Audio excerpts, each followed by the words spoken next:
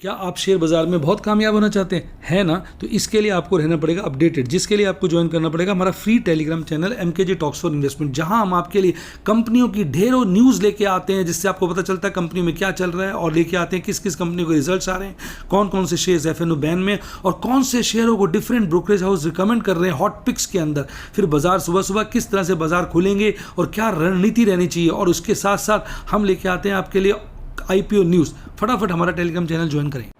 Hi guys, आपका स्वागत है आपके अपने show MKJ talks for investment इन हिंदी में। कैसे हैं आप भैया? आज कार्यक्रम की शुरुआत करेंगे MKJ IPO टॉक्स से, और इसके पीछे एक छोटी सी कहानी जुड़ी हुई है जो मैं आपको बताना चाहूँगा। आज आपने देखा होगा कि अपोलो हॉस्पिटल का शेयर कहते हैं ना रॉकेट बन गया, साहब रॉकेट बन गया। आइए मैं आपके लिए एक स्क्रीन रिकॉर्डिंग लाता हूं, आपको दिखाता हूं। ये देखिए, आप अपोलो हॉस्पिटल के शेयर को देखिए, ये आ गई स्क्रीन रिकॉर्डिंग। भाई साहब भयंकर तेजी दिखाई और 52 वीक हाई को आज काट डाला, 52 हफ्तों का हाई। आज ये खुला था 4146 पर, खुलते ही आज का बॉटम बनाता है 4125 पर।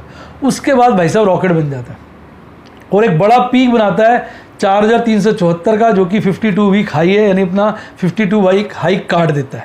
और उसके बाद हल्का सा गिरकर 4345 पर बंद होता है, लगभग 7% की तेजी के साथ बंद होता है। हाहाकार मचाया हुआ था, तो जिसके चलते मेरे कुछ स्टूडेंट्स ने मुझे मैसेज किया कि सर हॉस्पिटल्स के शेयर भाग रहे हैं, और आजकल एक SME IPO भी आया हुआ हॉस्पिटल्स का उसकी चर्चा करिएगा। मैंने कहा भाई चलो आपको खुश कर देते हैं। भाई देखो, वैसे तो दोनों हॉस्पिटल को कंपेयर करना वाजिब नहीं है, क्योंकि ये तो बहुत लार्ज कैप कंपनी है, 62,500 करोड़ का मार्केट कैपिटलाइजेशन है। ये तो मतलब बहुत बड़ी कंपनी। और SME कंपनी पता है आपको, छोटी कंपनीज होती है, स्मॉल एंड मीडियम एंटरप्राइज। तो कंपनी का नाम है आशका हॉस्पिटल। ये कंपनी 2012 में इनकॉर्पोरेट हुई थी और गुजरात बेस्ड है। ये कंपनी जो है आपको प्रोवाइड करती है प्रिवेंशन, बेस्ट ट्रीटमेंट और रिहैबिलिटेशन सर्विसेज। और इसकी जो कहते हैं ना प्रोडक्ट रेंज बहुत वाइड है। जैसे ये अपनी हेल्थ केयर सर्विसेज के अंदर आपको जो सर्विसेज प्रोवाइड करती है, उसमें पॉपुलर सर्विसेज हैं cardiology, neurology, neurosurgery, nephrology, anaesthesiology, orthopaedics, paediatrics, neonatology, dermatology, radiology, dentistry, obstetrics, gynaecology and many more. तो यानी ढेर सारी सर्विसेज प्रोवाइड करती है। इसके पास अल्ट्रा मॉडर्न फैसिलिटीज़ और स्टेट ऑफ आर्ट इंफ्रास्ट्रक्चर है। और कोविड के चलते इन्होंने कोविड के पेशेंट्स के लिए भी एक डेजिग्नेटेड ट्रीटमेंट पार्ट बनाया हुआ था, जिसमें इन्होंने 2000 प्लस से ज़्यादा पेशेंट्स को ट्रीटमेंट दिया। यानी एक तरीके से हर कार्य में अग्रसर है। बाकी आप में सोच सकता बहुत लोग डॉक्टर्स हो, मेरे फॉलोअर्स डॉक्टर्स भी बहुत सारे हैं। आपका इस हॉस्पिटल के बारे में क्या एक्सपीरियंस है, क्या नॉलेज है, आप कमेंट में लिख सकते हैं। आइए अब इसकी कॉम्पिटिटिव स्ट्रेंथ की बात करते हैं। तो ये जो कंपनी है, ये इसकी जो मार्केट प्रेजेंस है वो काफ़ी लंबी है और ब्रांड इक्विटी काफ़ी स्ट्रॉन्ग है। इसके बाद जैसे मैंने अभी आपको बताया, comprehensive range of well diversified services हैं। इसके अलावा जो बेस्ट मेडिकल प्रैक्टिशनर्स की इसके पास टीम है, और ये सर्टिफाइड भी है, जो अपने आप में एक अच्छी बात है, national accreditation board for hospitals and health care providers. और ये आयुष्मान भारत का भी पार्ट है। तो ये तो हो गया आपके आशका हॉस्पिटल की चर्चा। अब बात कर लेते हैं इसके फाइनेंशियल्स की। भाई कंपनी के जो प्रमोटर हैं वो है बिपिन चंद्र शाह, और कंपनी के फाइनेंशियल्स अगर आप देखेंगे, टोटल एसेट्स लगातार हर साल तेजी से बढ़ रहे हैं। अगर आप 2019 से लेकर 2021 देखेंगे तो हर साल आप देखेंगे जो टोटल एसेट एम्प्लॉयड है वो बढ़ रहा है, और ये फिगर्स जो हैं इन रुपीज़ लैक्स हैं। टोटल रेवेन्यू की बात करें तो 2020 का रेवेन्यू जो है 2019 के आसपास ही था, हल्का सा कम था, पर 2021 में बहुत ज़्यादा बढ़ गया। और ये हाल प्रॉफिट आफ्टर टैक्स का है। 2020 का प्रॉफिट 2019 के प्रॉफिट के आसपास था, हालांकि हल्का सा ऊपर था, पर 2021 में आते आते लगभग 3 गुना हो गया। यानी प्रॉफिट ने और रेवेन्यू ने 2021 में एक भारी जंप शो किया। अब ये जो इशू है लगभग 100 करोड़ के आसपास का है, जिसमें कुछ पार्ट ऑफर फॉर सेल है और कुछ पार्ट फ्रेश इशू है। फ्रेश इशू का पैसा कंपनी इस्तेमाल करेगी अपने लोन रीपेमेंट में। अपनी इनऑर्गेनिक ग्रोथ को बढ़ाने में और अपने जनरल कॉर्पोरेट एक्सपेंसेस को मीट करने के लिए। टोटल इशू अगर आप नीचे देखेंगे ध्यान से 101.64 करोड़ का है, जिसमें लगभग 65.34 करोड़ जो है फ्रेश इशू है और 36.3 करोड़ ऑफर फॉर सेल है, जिसके द्वारा एग्जिस्टिंग शेयर होल्डर्स अपना माल बेचकर निकलेंगे। अब इशू खुल रहा है 10 तारीख को, बंद हो रहा है 18 तारीख को। 10 रुपये फेस वैल्यू है, 121 का फिक्स प्राइस है और इसका जो मिनिमम लॉट है वो 1000 शेयर का है। एसएमई आईपीओ का जो मिनिमम लॉट का अमाउंट होता है वो ज़्यादा होता है, यानी रिटेल इन्वेस्टर या कोई भी इन्वेस्टर इसमें इन्वेस्ट करेगा तो उसका मिनिमम एप्लीकेशन 1,21,000 का होगा। अब आईपीओ खुल रहा है 10 तारीख को, बंद हो रहा है 18 तारीख को, अलॉटमेंट फाइनलाइज होगी 18 तारीख को, रिफंड आ जाएंगे 20 तारीख को, शेयर डीमेट अकाउंट में आ जाएंगे 23 तारीख को और धंधा चालू हो जाएगा 24 अगस्त को। तो ये थी आपकी फरमाइश के ऊपर एक चर्चा। बेटा एक बात बता दूं, देखो आईपीओ का धंधा जो होता है अपने आप में अट्रैक्टिव तो लगता है, पर ये थोड़ा रिस्की होता है। रिस्की होने का कारण बताता हूँ, क्योंकि आईपीओ में ना प्राइस पहले से तय नहीं होता। जो फ्रेश इशू होता है उसका प्राइस डिस्कवर होना होता है। आज ही देखिए आप, अगर आज आप देखेंगे 4 इश्यूज लिस्ट होने थे आज, आपको पता है ना। एक होना था देवयानी, एक होना था एक्जेरो, एक होना था कृष्णा और एक होना था विंडलास। विंडलास और मैं एक्जेरो को कंपेयर करता हूँ, एक्जेरो का सब्सक्रिप्शन कुछ भी नहीं था, विंडलास का बहुत ज़्यादा था और विंडलास डिस्काउंट पे खुला। एक्जेरो खुला प्रीमियम पर इसमें इंट्राडे अलाउड नहीं था, तो मैंने खुलने के बाद जब मेरा ध्यान गया तो मैंने इसको बेच दिया। 7,500 का प्रॉफिट मैंने बुक कर दिया। मैं खुश था क्योंकि मैंने HNI एप्लीकेशन लगाई थी, बड़ी अलॉटमेंट थी, मैंने कहा यार कहीं पैसे अटके ना, प्रॉफिट बुक कर रहा हूँ। उसके बाद ये अपर सर्किट में फ्रीज हो गया। उसके साथ साथ मैंने देवयानी और कृष्णा के भी शेयर बेच दिए। क्यों? मार्केट ऑल टाइम हाई पे, शेयर थोड़े ढीले ढाले चल रहे, तो मुझे लगा कि अपना कैपिटल रिलीज कर लूँ, क्योंकि मेरी बहुत सारी पुट इन द मनी है, जिसके चलते मैंने प्रॉफिट बुकिंग कर ली। अब लास्ट में मैं शाम को देख रहा था देवयानी का शेयर गिर गया, कृष्णा डायग्नोस्टिक का शेयर गिर गया, पर एक्जेरो का अपर सर्किट में फ्रीज दिख रहा था। तो शेयर बाजार में ऐसा नहीं होता है कि कोई आईपीओ ज़्यादा सब्सक्राइब होता है उसकी लिस्टिंग पुअर होती है, कोई आईपीओ कम सब्सक्राइब होता है उसकी लिस्टिंग बहुत ज़्यादा हो जाती है। तो दोनों तरह की मिक्स बातें देखने को मिलती हैं। तो आईपीओ सब्सक्रिप्शन में हेल्प तो करता है, पर कोई गारंटी नहीं देता। क्योंकि मैं पता नहीं, विंडलास मुझे अच्छा नहीं लग रहा था, हालांकि उसका सब्सक्रिप्शन अच्छा था, मैं चाहता था उसमें लगा देता, पर मैंने लगाया नहीं। तो थोड़ी सावधानी बरतते हुए प्रॉफिट बुकिंग टाइम से कर लेनी चाहिए, क्योंकि बाहर आती है चली जाती है। आइए अब इसका थोड़ा सब्सक्रिप्शन भी देख लेते हैं। भाई प्रमोटर्स का अभी जो स्टेक है वो 92% के आसपास है और इशू के बाद वो लगभग 61% हो जाएगा। अभी तक आईपीओ जब मैंने ये स्क्रीनशॉट लिया तब तक 0.57 टाइम सब्सक्राइब हुआ था। एनआई का पोर्शन 0.65, आरआई का पोर्शन 0.55। ये चित्तौड़गढ़ करके ऐप है, वहाँ से मैंने सारी डिटेल्स आपके लिए ली है। आप सर्च करेंगे चित्तौड़गढ़ तो आपको ये ऐप मिल जाएगी और ये इसकी डिटेल हो गई। इधर से अगर आपको इसका जो DRHP है या RHP को डाउनलोड करना है, जो इसका प्रॉस्पेक्टस होता है, वो भी डाउनलोड कर सकते हैं इस साइट से। तो ये इसकी कहानी थी और आप जा सकते हैं, उधर आप देख सकते हैं।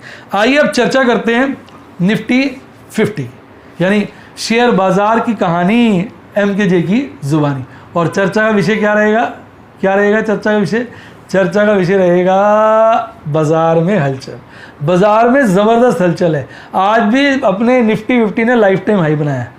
तो भैया बहुत सारे शेयर, जैसे अपोलो हॉस्पिटल का भी बताया, जैसे और भी कई शेयर हैं जिन्होंने अपना लाइफ टाइम हाई भी काटा है और कई शेयरों ने तो 1 ईयर हाई काटा है। और निफ्टी 50 तो भाग ही रहा है, गोली बन चुका है, रॉकेट बन चुका है। जब तक आप शॉर्ट करना नहीं छोड़ेंगे निफ्टी 50 भागता रहेगा।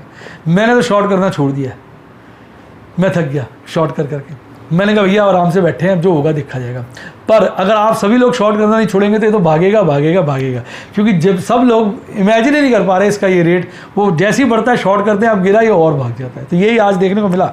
कल बाजार बंद होता 16,529 पर, हल्का सा गैप डाउन ओपनिंग करता है 16,518 की, खुलते ही गिरकर 16,480 पे जाता है। फिर शॉर्ट शुरू हो जाती है, जैसे ही 16,500 काटता है लोग दबा के शॉर्ट करते हैं और फिर ये भाग जाता है और भागता और पीक बनाता है 16,590 के आसपास का। और अंत में जो है हल्का सा गिरकर 16,563 पे बंद होता है, लगभग 34 पॉइंट बढ़कर 0.21% की तेजी के साथ टाटा बाय बाय करता हुआ आपको चला जाता है। और अगर कैंडल स्टिक चार्ट देखेंगे तो कल की कैंडल तो बहुत बड़ी कैंडल थी, स्ट्रॉन्ग बेरिश बुलिश कैंडल थी। आज की कैंडल भी बुलिश है पर उतनी स्ट्रॉन्ग नहीं है, विक भी लंबी है, यानी कहीं ना कहीं आज बाजार डमाडोल रहा। लेकिन आप देखेंगे बुलंजर बैंड काफ़ी फैल गया और चार्ट पे अभी बाजार बहुत मजबूत नजर आ रहा है। ऐसा चार्ट्स पे कहीं नहीं लग रहा बाजार गिरेगा। हालांकि कुछ गैप रह गए हैं और एमकेजे गैप फिलिंग थ्योरी के चलते वो गैप फिल होने चाहिए, पर बाजार में मजबूती इतनी है, ऐसा लग रहा है बाजार में ये फिल नहीं होगा, अभी ये भागेगा। अब मैंने बोल दिया भागेगा तो लगता है गिर ना जाए, क्योंकि जो आप बोलोगे जैसा सब लोग परसेप्शन बनाएंगे बाजार उसका उल्टा रिएक्ट करता है। ये तो आपने भली भांति चेक कर लिया होगा। आइए बात करते हैं इसके एमएसडी चार्ट पे। तो 2 दिन से लगातार बुलिश क्रॉसओवर और स्ट्रॉन्ग और स्ट्रॉन्ग और स्ट्रॉन्ग हो रहा है। आज का हिस्टोग्राम हरा है और कल से बढ़ा है। आरएसआई में खासी मजबूती देखने को मिली, 76 के आसपास आरएचएसआई जो है पहुंच चुका है। आइए बात करते हैं टॉप परफॉर्मेंस की और बॉटम परफॉर्मेंस की। तो आज टॉप पर था Tata steel, followed by Bajaj finance, M&M, IOC and Britannia. M&M में मैंने ओपल के लिए एक नया गेम खेला था, आपने देखा होगा, मैंने आपको स्क्रीनशॉट भेजा था, जिसके चलते मैंने एक रोल ओवर किया था बड़ा स्ट्रैटेजिकली। आपको वो रोल ओवर कैसा लगा कमेंट में बताइए। गिरने वाले शेयरों में आज सबसे अग्रिम था Maruti Suzuki, followed by Shri cement, power grid, Bajaj auto, Eicher motor.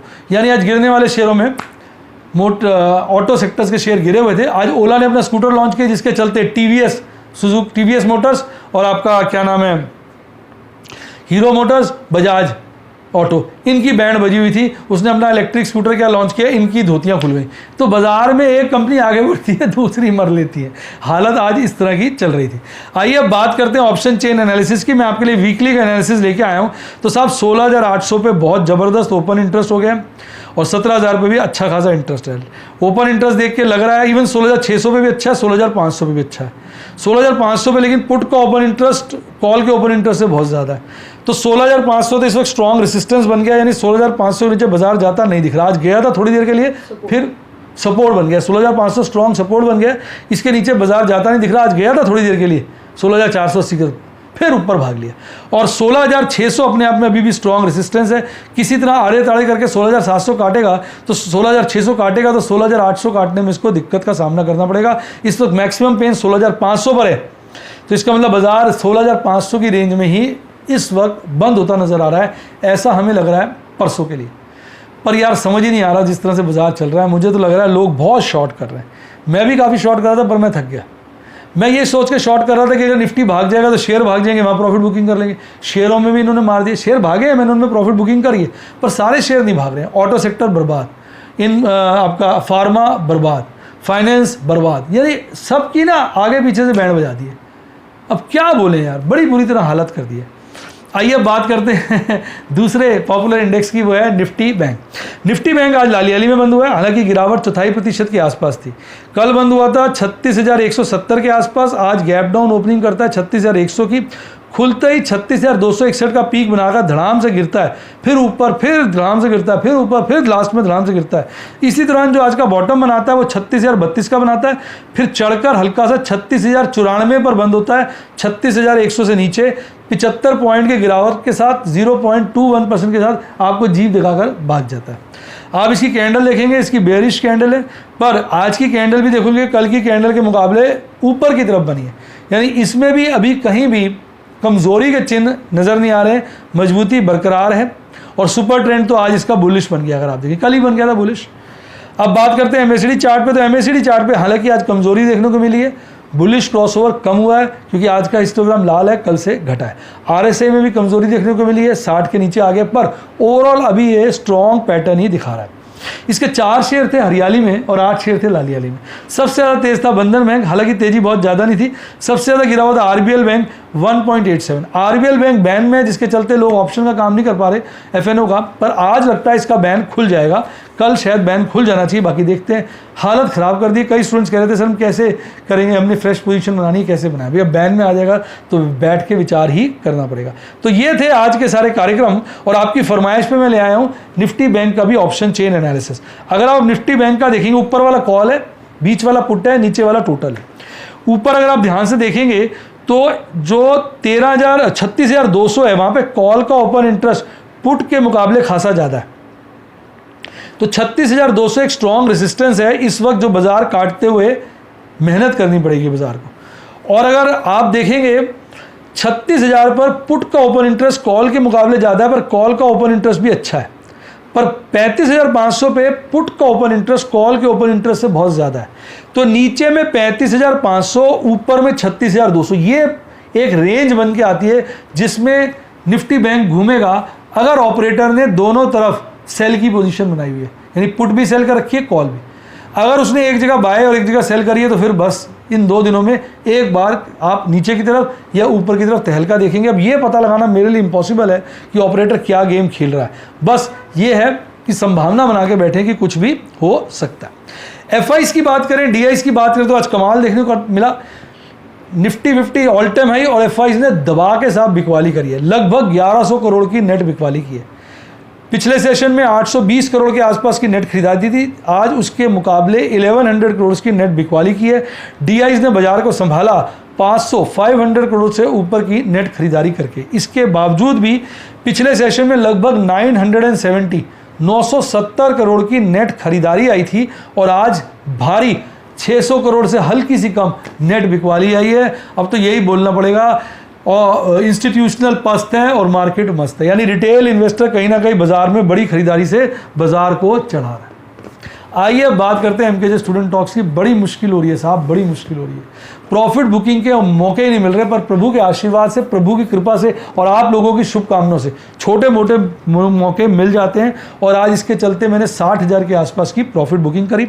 Total मेरे आज 8 ट्रेड थे, मैं आराम से बैठा हुआ था, ट्रेड करने में ज़्यादा इंटरेस्टेड नहीं था।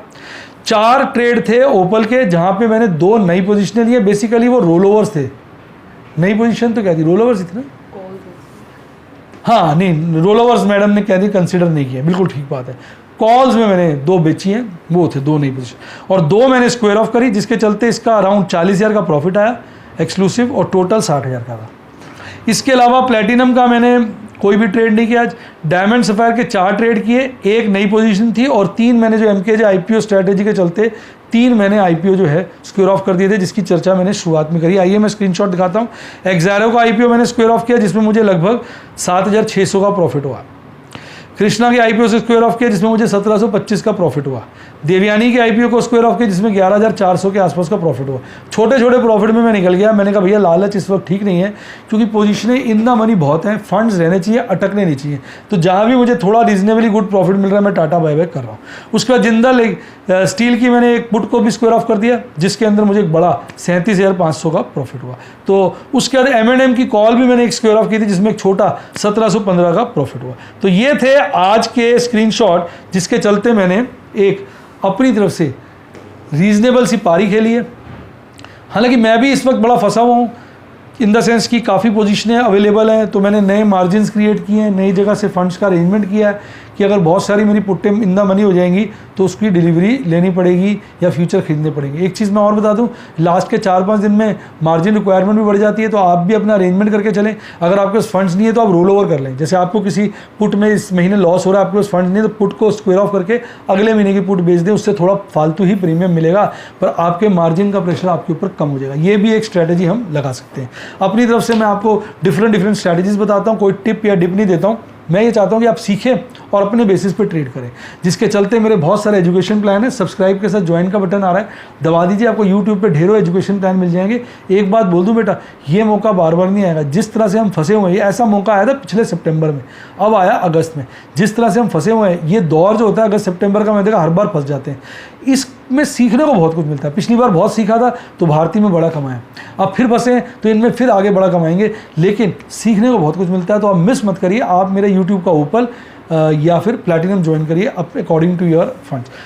एजुकेशन एक ऐसी चीज़ है, सारी ज़िंदगी आपके साथ रहती है। और अगर आप ये चीज़ें नज़दीकी से सीखना चाहें तो मेरे व्हाट्सएप के स्टूडेंट मैंने 70 11 323 077 70 11 323 077 डिस्क्रिप्शन बॉक्स में दिया हुआ, मेरी टीम को कॉल करें, वो आपको हेल्प करेगी स्टूडेंट बनने में। इसके अलावा एक अच्छा डीमैट अकाउंट खुलवाइए, क्योंकि ट्रेड बड़ी जल्दी एग्जीक्यूट करने होते हैं। मैंने लिंक दिए कुछ अच्छे प्लेटफॉर्म्स के डिस्क्रिप्शन बॉक्स में, उन्हीं से खुलवाइए। मेरी गुड विशेज़ है, प्रभु का आशीर्वाद है, आपको मज़ा आएगा। और ये आ गया मेरा टेलीग्राम चैनल का लिंक, जिसको इसने ज्वाइन किया उसकी लाइफ जिंगा लाला जिंगा लाला। और इसी के साथ साथ bye, God bless you, happy investing. और मैं बेटा आपसे कह रहा हूँ, बेताज बादशाह बने।